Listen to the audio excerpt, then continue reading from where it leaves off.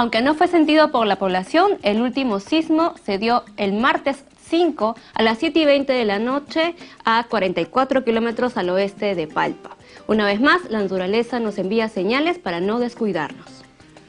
Terminó la Feria de Libros con récord de ventas y asistencia, casi 20.000 personas más que el año pasado. Los libros más vendidos en ficción fueron las novelas El mundo de afuera, del colombiano Jorge Franco, Maldita ternura, de Beto Ortiz, Contarlo todo, de Jeremías Gamboa, Gaijín, de Augusto Viga, y El anticuario, de Gustavo Faverón. Segundo debut para esta novela, que fue publicada el año 2010. Nos quedan varias entrevistas que pudimos realizar, como a Pablo Simonetti, de Chile, que trajo para presentarnos su novela Soberbia Juventud.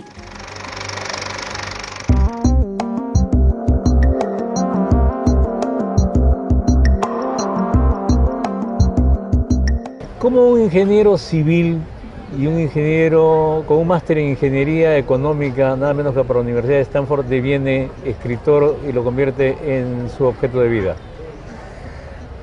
Yo te lo puedo contar primero por el final. Cuando publiqué Vida Funerable, mi primer libro de cuentos, mi madre me regaló todo lo que ella había acumulado de mí desde mi niñez hasta los 18 años más o menos.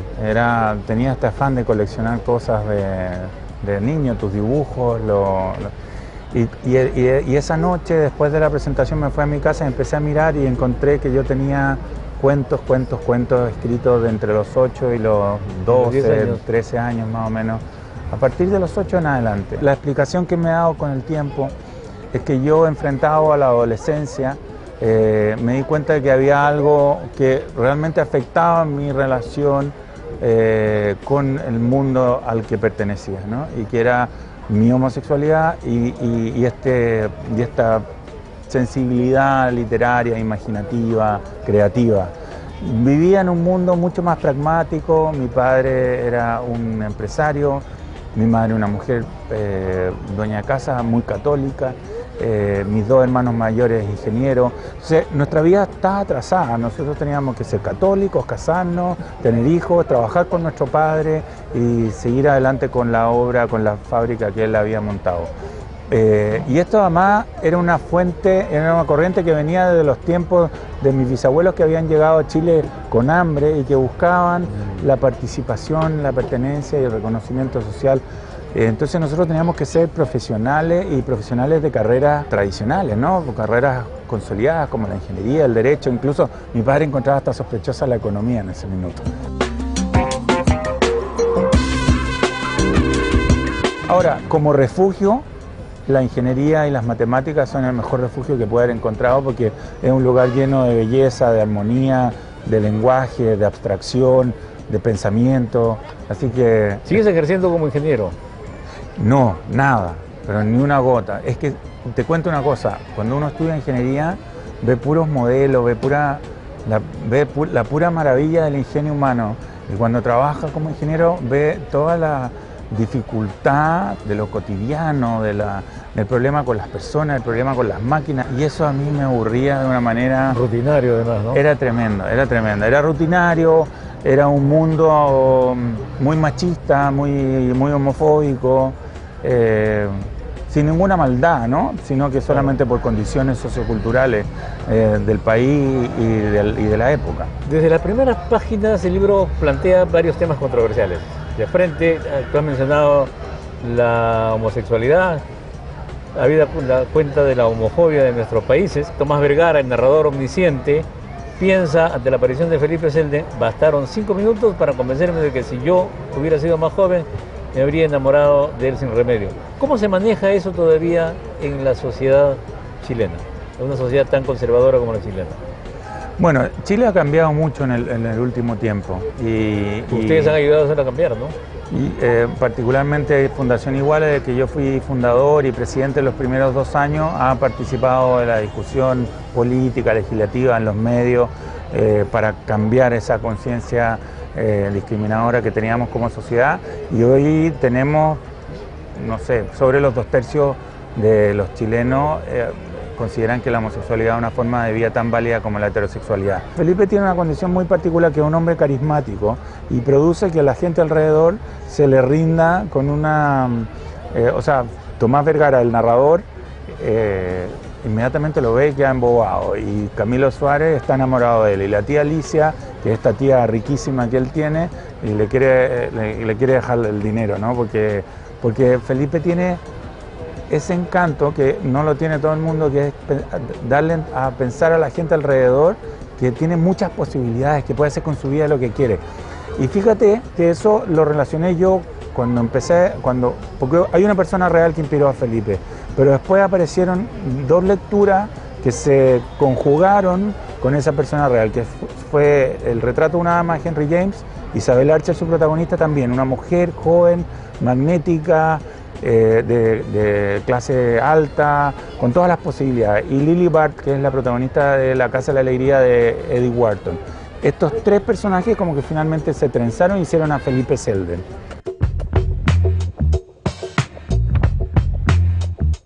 ¿Hay una aceptación de parte de los familiares, de los que se declaran abiertamente gay, porque son pertenecientes a sectas de la Iglesia Católica muy homofóbicas, como el Opus Dei, por ejemplo, ¿no? Claro. Aquí tenemos el cardenal que dice que los gays han venido fallados de fábrica, ¿no? Entonces, claro. ¿Cómo se llevan con la religión? Bueno, yo con un cardenal así le diría que el que viene fallado de fábrica es él, ¿no? Que tendría que, primero que nada, acercarse a la gente y convivir con las comunidades y las personas homosexuales para comprender de que ahí no hay ninguna falla, sino que es solamente una forma distinta de vida. Yo creo que no hay mezquindad más grande que pedirle a una persona que elija entre su espiritualidad y su identidad sexual, porque uno es una identidad, la identidad es algo que es completo, no es particionable. Entonces, si yo soy una persona que tiene soy muy espiritual y creo en la Iglesia Católica, ¿por qué para ser así, para poder, digamos, ejercer mi espiritualidad, tengo que postergar mi sexualidad? No, a mí me parece inconcebible. El Opus Dei, los Legionarios de Cristo, los Sodalicios, son un grupo muy conservadores, los que mayor influencia han tenido en retrasar el avance de los derechos de la diversidad sexual a través de partidos políticos y su influencia en la sociedad. Los Legionarios de Cristo no son aquellos que tenían al cura Maciel, claro, que era un miserable. Era miserable, era pedófilo, abusaba de los seminaristas, tenía hijos con mujeres también que estaban cercanas a él. No, era un tipo... Y fue protegido por Juan Pablo II, ¿no? Protegido por Juan Pablo II y finalmente desenmascarado por Benedicto XVI. Yo no tengo nada en particular en contra de Opus Dei, pero creo que para mi personaje, de la madre de Felipe, Tana, la concepción de mundo que ella tiene es una concepción de mundo que nace del Opus Dei. Entonces a mí se me hacía muy verosímil que ella, privilegiando rechazar a su hijo antes en favor de sus creencias. No es muy distinto de lo que hizo la Iglesia Católica completa hasta finales del siglo XX, tratando la homosexualidad como un desorden objetivo, un trastorno psicológico, y poniendo a las personas homosexuales que tenían una vida sexual activa, que es lo más normal que a una persona le pueda pasar, que es tener una vida sexual activa, los ponían fuera del orden de la Iglesia.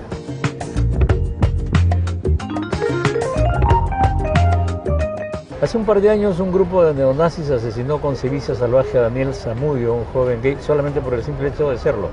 ¿Qué castigo han tenido los asesinos? Mira, hay varias precisiones que hacer ahí. En el caso de Daniel, yo no diría que era un grupo de neonazis, porque eran jóvenes que iban a un centro comercial donde compartían algún tipo de lectura, pero no era nada organizado, no era un mundo, no era una célula neonazi que estuviera actuando en persecución, sino que eran jóvenes muy descarriados con unas vidas desangeladas y muchas con historias dramáticas de vida en que terminaron en las drogas, en el alcohol y creyéndose lo primero que le contaban por ahí, ¿no? Entonces le dibujaron suástica a Daniel, lo golpearon, pero quiero hacer esta distinción porque salió un libro después en Chile diciendo que no eran neonazis, que eran personas que en el fondo habían sufrido tanta discriminación social como la que había sufrido Daniel. Y aquí yo quiero hacer la diferenciación. No eran neonazis, pero sí ellos fueron los agresores y Daniel fue el agredido. Es decir, lo que funcionó fue el prejuicio, fue la dominación del heterosexual por sobre el homosexual, fue el funcionamiento de que tú eres el gay y por lo tanto nosotros tenemos derecho a pegarte e incluso a matarte. Y matarte. Felipe Pinglo es nuestro más celebrado compositor de música popular limeña. Tiene un vals que se llama El espejo de mi vida y ahí dice: con los años huyeron mis privilegios, uno a uno mis idilios vi jugar y hoy tan solo de ese apogeo me queda bucles, retratos, pañuelos, cartas de amor y nada más. ¿Es inevitable un final como ese? Yo creo que nosotros miramos la juventud con una añoranza enorme, como la que esa canción que acaba de leer, ese estribillo, tal como lo dice, ¿no?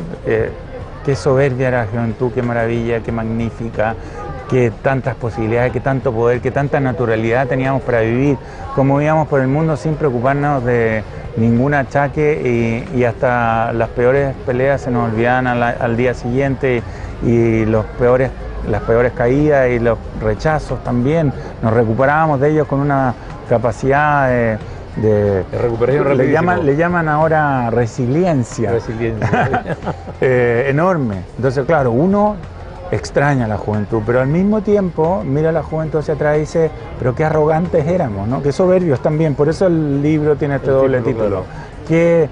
Qué sensación de tener la vida por delante, todas las oportunidades frente a nosotros. Yo voy a hacer de mí lo que yo quiero y no lo que no me voy a rendir a las circunstancias.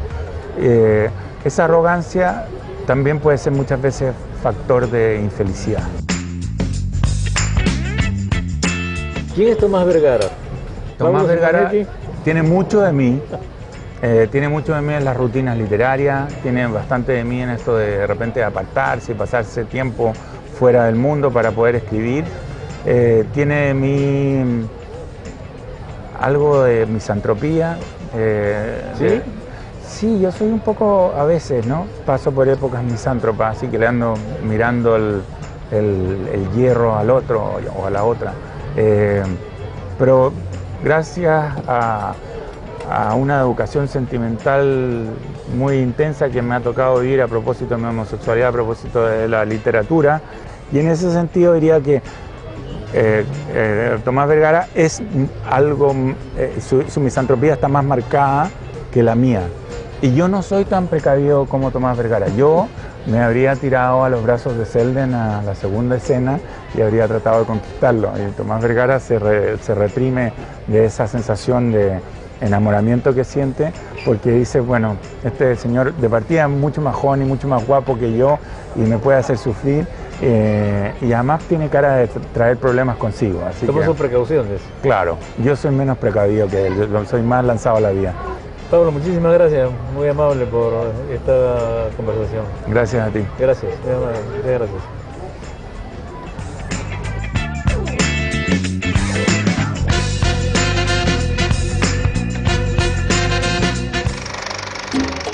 Soberbia Juventud de Pablo Simonetti, que por supuesto queda en las librerías de Lima. Ahora vamos a una pausa y regresamos con el colombiano Dazo Saldívar.